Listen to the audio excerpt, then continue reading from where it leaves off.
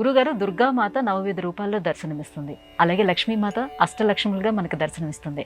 మరి సరస్వతి మాత కూడా అనేక రూపాలు ఉన్నాయా? బాగుందమ్మా. సరస్వతికి కూడా 4 రూపాలు ఉన్నాయన్నారు. సౌందర్యలహరి అనేటువంటి ఒక విశిష్టమైనటువంటి పుస్తకం. అది ఈనాటికి కూడా పండితులు అలాగే విద్వాంస లోకంలో అందరూ కూడా నెత్తిన పెట్టుకుంటారు. ఆ పుస్తకంలో శంకర భగవత్పాదులు, ఎందుకంటే ఈ లోకంలో ప్రామాణికంగా సంప్రదాయవాదులందరూ అభిమానించే వారిలో శంకర భగవత్పాదులు ఒకరు. ఆయన చెప్పారు కాబట్టి ఇక ఉన్నట్టే లెక్క.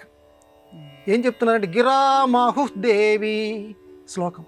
అమ్మా, నువ్వు బ్రహ్మదేవుడికి ఇల్లాలిగా, విష్ణుమూర్తికి లక్ష్మీదేవిగా, అలాగే శంకరుడికి పార్వతిగా నువ్వే వర్ధిల్లుతున్నావు. వీటన్నిటినీ మించి ఒక మాయామోహిత శక్తిగా కూడా నువ్వే వర్ధిల్లుతున్నావు అని ఆ శ్లోకం యొక్క భావం.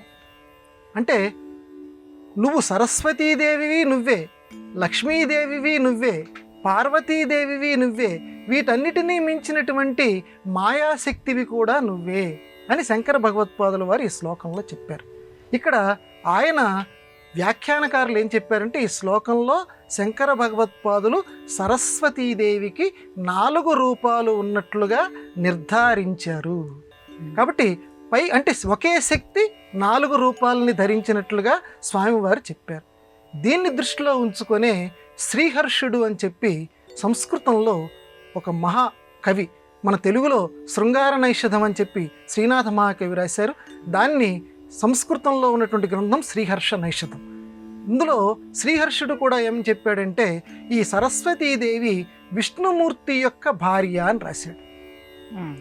చాలామందికి పంతం వచ్చింది, ఏమిట్రా బాబు, సరస్వతీదేవి అంటే బ్రహ్మదేవుడి యొక్క భార్య అని మనందరం అనుకుంటాము, ఈయన శ్రీహర్ష నైషధంలో విష్ణుమూర్తి యొక్క భార్య అని ఎందుకు రాశాడంటే, ఆయన శంకర భగవత్పాదుల వారి యొక్క ఈ సౌందర్యలహరి చదువుకున్నాడు. అమ్మా, నువ్వు ఈ 4 రూపాలు ధరిస్తున్నావు అనేటువంటి ఈ ప్రామాణికమైనటువంటి శ్లోకాన్ని ఆయన చదువుకున్నాడు. కాబట్టి శ్రీహర్షుడంతటి గొప్ప మహాకవి కూడా ఆ బ్రహ్మదేవుడి యొక్క ఇల్లాలైనటువంటి సరస్వతిని విష్ణుమూర్తి యొక్క ఇల్లాలుగా భావించాడు.